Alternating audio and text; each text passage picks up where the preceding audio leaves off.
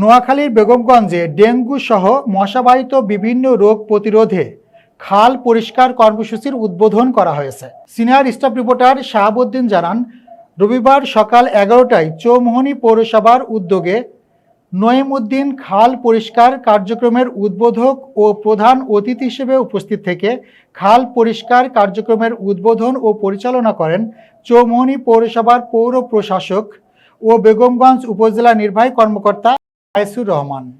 এ সময় তিনি বলেন, ডেঙ্গু ও অন্যান্য মশাবাহিত রোগ প্রতিরোধে পরিচ্ছন্নতা অত্যন্ত জরুরি।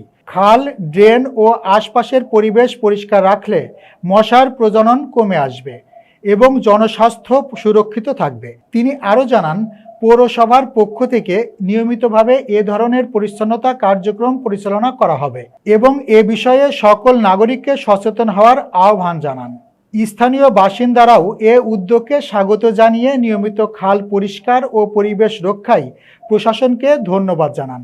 এ সময় আরও উপস্থিত ছিলেন পৌর সচিব জাকির হোসেন, সুপারভাইজার বেলায়েত হোসেন সহ অন্যান্য কর্মকর্তাবৃন্দ।